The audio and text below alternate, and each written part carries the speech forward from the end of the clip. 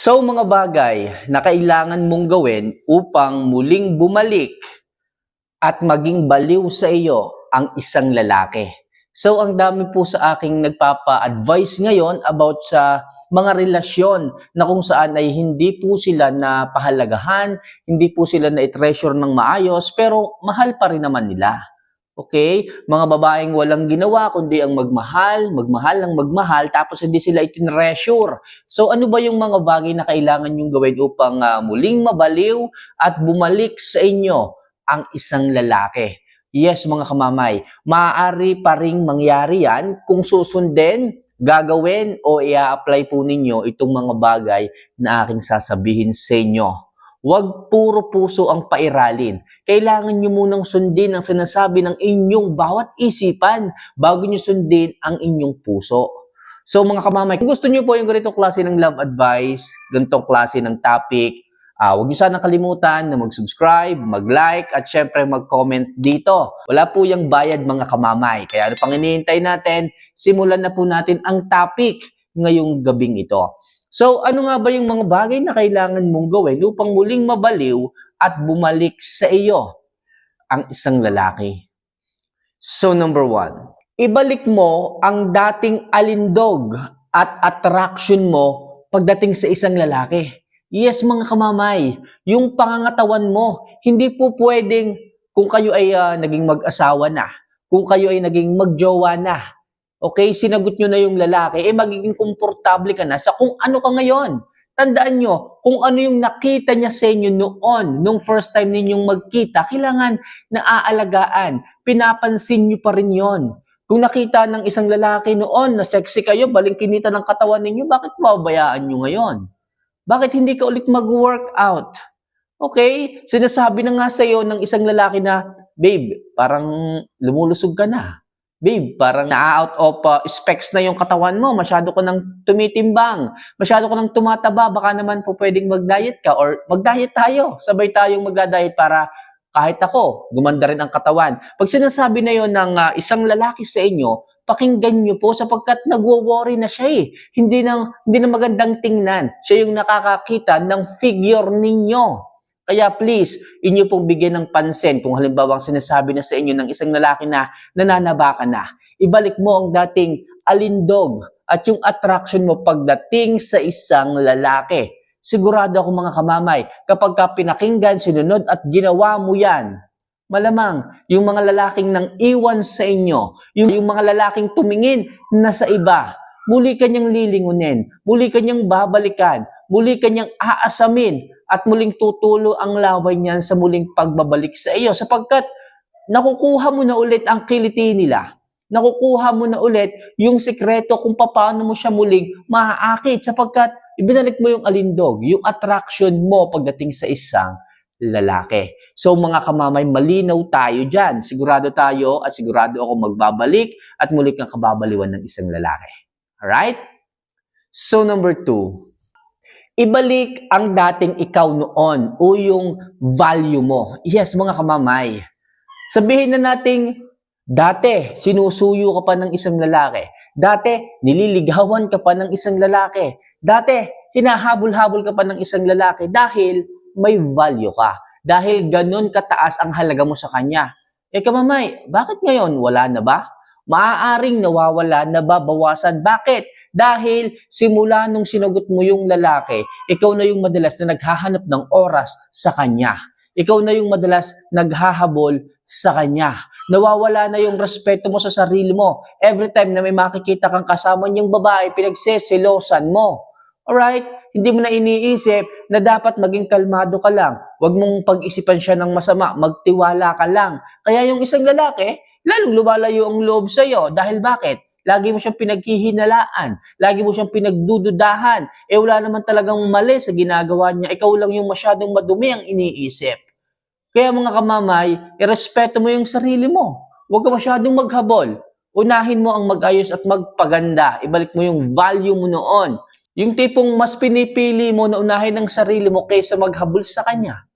Okay, yung tipong hinahayaan mo lang siya kung anong gusto niyang gawin basta ikaw nandito nag-i-improve ng sarili mo. mas gugustuhin ng isang lalaki yon. Muli kang babalikan kapag may respeto ka sa sarili mo. Yung tipong hindi mo siya hinahabol. Yung tipong pagka nasasaktan ka sa bawat ginagawa niya or something na pinagsiselos ka niya. Halimbawa lang, lagi niyang kinakausap yung babae, huwag kang maging apektado. Hayaan mo lang siya. Pag nakita ng isang lalaki na wala kang reaksyon, wala kang ginagawa, wala kang iniisip na mali siya sa kanila, mag-iisip yan, bakit hindi ako hinahabol ng babae na yun? Bakit hindi siya nagsiselos? Kasi nga, nagbibigay ka ng respeto sa sarili mo. Yung tipong, kung maghanap ka, bahala ka. Basta ako, nakafocus lang ako sa sarili ko. Mahal kita, pero kung pipiliin mong maghanap ng iba, hahayaan kita.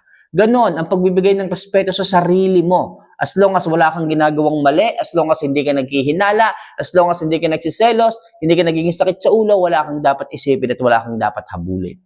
Okay, ikaw ang dapat habulin, kailangan dapat respeto mo yung sarili mo, ibalik mo yung value mo, ikaw dapat yung nag-aayos, ikaw dapat yung may proud sa sarili mo, ikaw dapat yung may kumpiyansa rin sa sarili mo para sa ganon, ang isang lalaki ay talagang makita ang value mo, pahalagahan at mabaliw siya sa iyo. So malinaw tayo dyan mga kamamay. So bago po tayo magpatuloy, mag-proceed sa number 3 na tips, gusto ko lang magpasalamat kay YouTube dahil binigyan po tayo ng isang cup na ganito at ilang mga merch nga ba ang tawag doon? Yung tumbler at saka yung isang ID. Sa katunayan, tayo po ay pinasasalamatan na tayo po ay consistent na content creator. Ayan, content creator na nga tayo na palagi nag-upload. So, na-recognize po tayo ni YouTube dahil nga tayo ay medyo matagal na rin sa industriya ni YouTube. So, YouTube, mega shoutout sa inyo. Thank you po for this kind of reward. Alright? So, sana po magsama pa tayo ng mas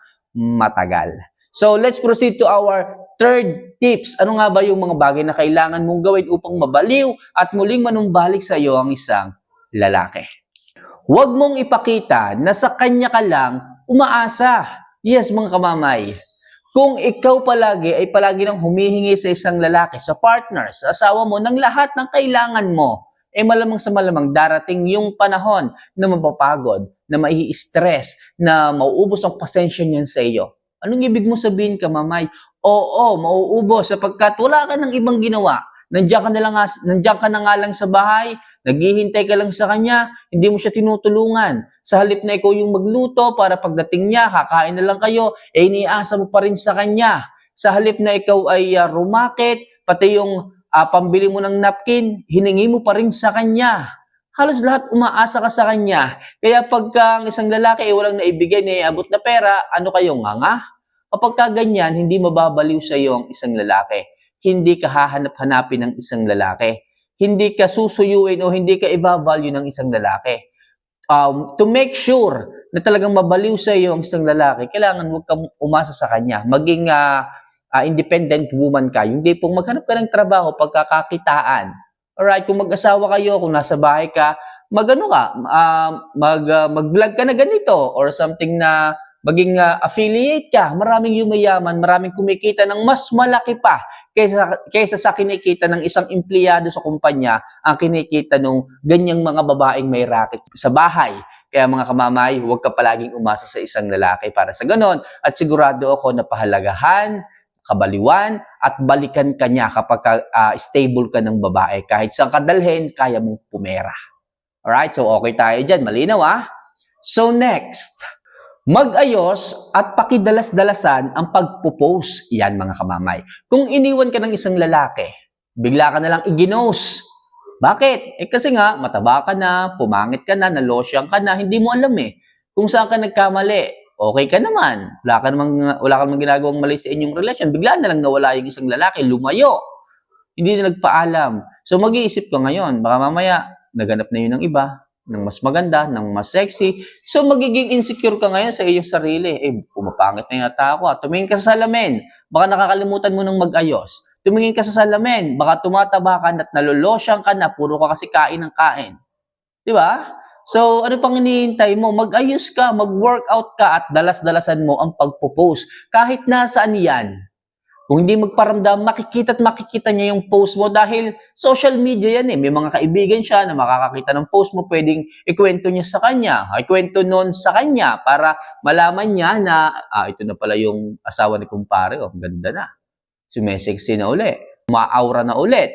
Eh di kapag ganun mga kamamay, babalikan ka, kababaliwan ka, matutuwa, magugulat ng isang lalaki. Sabihin nun, ay, yung misis ko pala, nagwo-workout na naman, sumesexy na, gumaganda na. Kaya babalikan ka niyan, kababaliwan ka niyan. Isa yung paraan para sa ganun ng isang lalaki nga ay muling mabaliw at muli siyang bumalik sa iyo.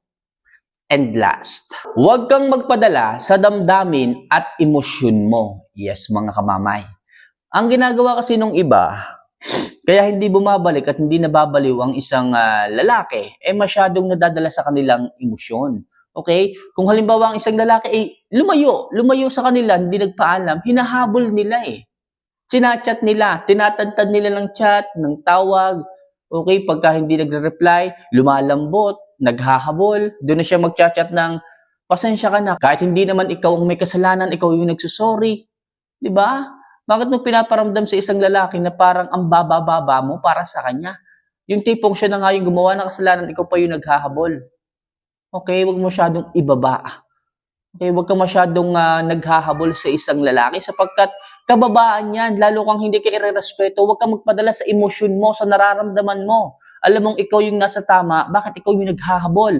Pag ginawa mong naghabol, naging needy ka, ikaw pa yung humingi ng sorry, hindi ka makakatanggap ng respeto pagdating sa isang lalaki at kailanman na hindi ka kayang mahalin ng isang lalaking kung ganyan ka. Kaya please, huwag kang magpadala sa emosyon, sa nararamdaman mo. Timbangin mo kung sinong nagkamali, dapat siya yung mag-sorry. Kung sino yung nagkamali, siya dapat yung maghabol. Kung sino yung sinaktan, dapat siya yung manatili, siya yung dapat na maging matatag, siya yung dapat na habulin. Alright? Kaya sinasabi ko sa inyo, huwag kayong masyadong magpadala sa damdamin sa bugso ng emosyon dahil kayo yung iiwanan, kayo yung may iwan. Tandaan nyo, kung kayo ay iiwan dahil may value kayo, hayaan nyo. Okay? Kung kayo man ay lalayo dahil sa hindi naman nagbabago, hindi naman nagsorry yung lalaki, walang problema doon. Okay, tandaan nyo, hindi kayo nasayang, hindi kayo nawalan, kayong dapat pinapahalagahan, siya yung nawalan sa kanyang buhay. Kaya mga kamamaya, pigilan nyo ang inyong sarili. Huwag kayong maghabol, huwag kayong maging needy sa isang tao, hindi naman kayo pinahalagahan. Alright? So, yun lang mga kamamaya, ang ilang mga bagay na kailangan nyo pong gawin upang muling mabaliw at maghabol sa inyo ang isang lalaki. So, ano pang hinihintay nyo mga kamamay? Don't forget to click the subscribe button, mag-like, mag-comment dito kung nagustuhan nyo yung ating advice, yung ating mga video na ginagawa. For more love advice, tumutok lang po kayo sa ating channel. So once again, mahal ko po kayo. See you for our next vlog. Paalam.